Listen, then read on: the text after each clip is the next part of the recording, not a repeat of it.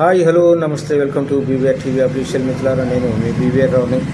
తిరుమల లడ్డు వివాదంలో కీలక పరిణామాలు చోటు చేసుకుంటూ ఉన్నాయి. ప్రభుత్వం ఈ వివాదం మీద సిట్ను ఏర్పాటు చేసింది. మాజీ సీఎం జగన్ ప్రధానికి లేఖ రాశాడు. తిరుమలలో మహాయాగం కూడా నిర్వహిస్తున్నారు. అలాగే పవన్ కళ్యాణ్ దీక్ష తీసుకున్నారు. లడ్డు వివాదంపై ఎంత చర్చ రచ్చ జరుగుతున్నా మాజీ ఈవో ధర్మారెడ్డి మాత్రం నోరు విప్పటం లేదు. ఆయన మౌనం వెనుక కారణం ఏంటి? అసలు ఏం జరుగుతోంది? తిరుమల లడ్డు వ్యవహారం దేశవ్యాప్తంగా సంచలనంగా మారింది.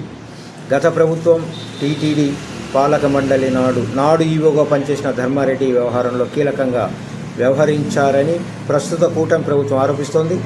ఈ వ్యవహారంపైన తాజాగా ప్రభుత్వం విచారణ కోసం సిట్ ఏర్పాటు చేసింది.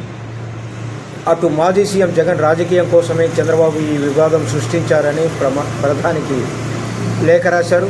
తిరుమలలో హోమాలు యాగాలు నిర్వహిస్తున్నారు. అయితే ఇంత వివాదం జరుగుతున్నా టీటీడీలో ఎగ్జిక్యూటివ్ ఆఫీసర్గా పనిచేసిన ధర్మారెడ్డి మాత్రం నోరు విప్పడం లేదు. కారణం ఏమిటి అన్నది ఇప్పుడు పెద్ద క్వశ్చన్గా మారింది.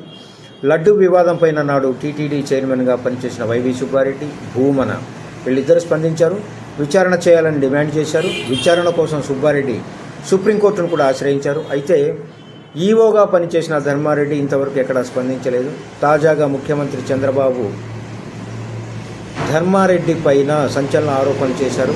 ధర్మారెడ్డి తన కుమారుడు చనిపోతే 12వ రోజు తిరుమలకు వచ్చారని, ఆలయ సాంప్రదాయాలను విస్మరించారని మండిపడుతున్నారు.